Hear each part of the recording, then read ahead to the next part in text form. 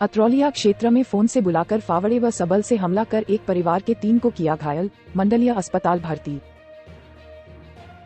अत्रौलिया थाना क्षेत्र के भोरासपुर कला में मकान बनाने को लेकर हुए विवाद में 2 पक्षों में मारपीट का मामला सामने आया। इसी क्रम में एक पक्ष के 3 लोग घायल होकर मंडलिया अस्पताल में भर्ती कराए गए। घायल 25 वर्षीय रिंकी पुत्री रामविलास ने बताया कि विपक्षी लोग उनके पिता को, जो कि लोगों के घर बनाने काम करते हैं, एक व्यक्ति का घर बनाने के लिए मना किए।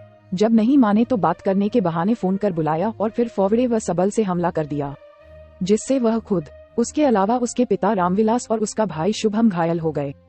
तीनों को मंडलिया अस्पताल में भर्ती कराया गया है। एसीएमओ के नेतृत्व में टीम ने अवैध नर्सिंग होम पर की छापेमारी। आशा की मौजूदगी में प्रसव ऑपरेशन को भर्ती थी महिलाएं। सीएचसी पर भी छापेमारी। बुधवार की दोपहर एडिशनल सीएमओ वाई प्रसाद व स्वास्थ्य विभाग की टीम द्वारा क्षेत्र में अवैध रूप से अत्रौलिया के छितौनी चौराहे के समीप चल दिव्यांश नर्सिंग होम पर छापा मारा गया तो वहां प्रसव ऑपरेशन की सुविधा न होने के बावजूद 3 महिलाओं का प्रसव ऑपरेशन किया गया था। हॉस्पिटल में खुलेआम बिना किसी डिग्री व मानक के ऑपरेशन देखकर स्वास्थ्य विभाग के होश उड़ गए। इतना ही नहीं, मौके पर ही एक आशा कार्यकर्ती भी मौजूद रही जो मरीजों को यहां लेकर आती थी, जिसका वीडियो एडिशनल सीएमओ ने अपने मोबाइल द्वारा बनाया। छापेमारी से पूरे क्षेत्र में अवैध रूप से चल रहे हॉस्पिटलों में हड़कंप मच गया। कई अवैध रूप से संचालित हो रहे अस्पतालों ताले लगाकर फरार हो गए। पटेल रोड पर स्थित एक प्राइवेट नर्सिंग होम पर भी छापा मारा गया, जहां ना तो कोई मरीज मिला और ना ही कोई डॉक्टर।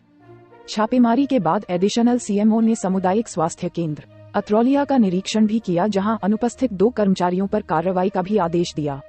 एडिशनल सीएमओ वाई प्रसाद ने बताया कि लगातार शिकायतें मिलने पर अवैध रूप से संचालित हो रहे अस्पतालों पर अचानक छापा मारा गया, जिसमें सिर्फ एक प्राइवेट नर्सिंग होम संचालित अवस्था में पाया गया, जहां कुछ मरीज भी मिले हैं। प्रसव के साथ ही ऑपरेशन के मरीज भी पाए गए हैं। प्रत्येक कमरों की तलाशी ली गई, जिसमें मेडिकल संबंधित दवाइयां व ऑपरेशन के उपकरण भी पाए गए हैं। इस अस्पताल को कार्रवाई के लिए निर्देशित किया गया। विभागीय मिलीभगत से बचते रहे अवैध हॉस्पिटल। अत्रौलिया में बड़े पैमाने पर डिलीवरी हॉस्पिटलों की भरमार है, जिसका मुख्य कारण खुद स्वास्थ्य विभाग है। विभागीय अधिकारी कर्मचारियों की मिलीभगत से यह हॉस्पिटल संचालित होते हैं। शिकायत पर जांच होने से पूर्व ही इन हॉस्पिटल को विभाग द्वारा ही पहले से सूचना मिल जाती है, जिस पर ये लोग सतर्क होते हुए हॉस्पिटल का बोर्ड आदि हटाकर ताला लगाकर फरार हो जाते हैं, जिसको खुद एडिशनल सीएमओ डॉक्टर वाई प्रसाद ने भी स्वीकारा। उन्होंने खुद कहा कि छापेमारी से पूर्व इनको सूचना मिल जाती है, इसलिए हम पहले पहुंच गए, तब जाकर स्थानीय स्वास्थ्य कर्मियों को बुलाकर छापेमारी की कार्रवाई किए। जादू टोने से गाय को मारने का आरोप लगा। दबंग पड़ोसियों ने पीड़ित के घर में घुसकर की मारपीट। 4 घायल, 2 मंडलिया अस्पताल में भर्ती।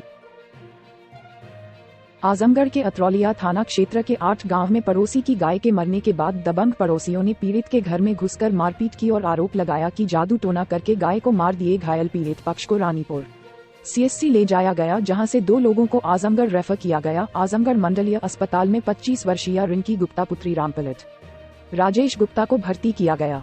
रिंकी गुप्ता की मां उर्मिला ने बताया कि पड़ोसी बार बार जादू टोना से गाय को मारने का आरोप लगाते रहे, लेकिन उन्होंने कहा ऐसी कोई बात नहीं है। इसके बाद भी वह नहीं माने और सुबह भोर में 5 बजे घर में घुसकर मारपीट किए। 4 लोग घायल हुए थे, जिसमें 2 का इलाज सीएचसी पर चल रहा है। 2 लोगों को यहां लाया गया। दीदारगंज क्षेत्र में 7 वर्षीय मासूम संग दुष्कर्म के आरोपी को कोर्ट ने सुनाई आजीवन कारावास व 50,000 रुपए अर्थदंड की सजा।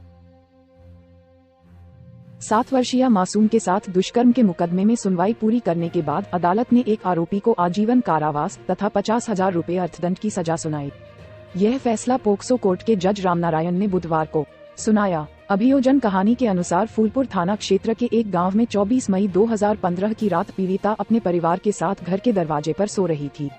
तभी रात लगभग 1:30 बजे आरोपी जैनुद्दीन पुत्र शहाबुद्दीन निवासी समसपुर थाना दीदारगंज पीड़िता को उठा ले गया तथा उसके साथ दुष्कर्म किया। रोती हुई पीड़िता आधा घंटे बाद जब घर लौटी तो अपनी आप बीती घर वालों को बताए। आरोपी जैनुद्दीन पीड़िता के गांव में अपने एक दोस्त के घर पर रहता था। पुलिस से जांच पूरी करने के बाद आरोपी जैनुद्दीन के विरुद्ध चार्जशीट न्यायालय में प्रेषित किया। अभियोजन पक्ष की तरफ से विशेष लोक अभियोजक अवधेश कुमार मिश्र ने पीड़िता समेत कुल 5 गवाहों को न्यायालय में परीक्षित कराया। दोनों पक्षों की दलीलों को सुनने के बाद अदालत ने आरोपी जैनुद्दीन को आजीवन कारावास तथा 50,000 रुपए अर्थदंड की सजा सुनाई।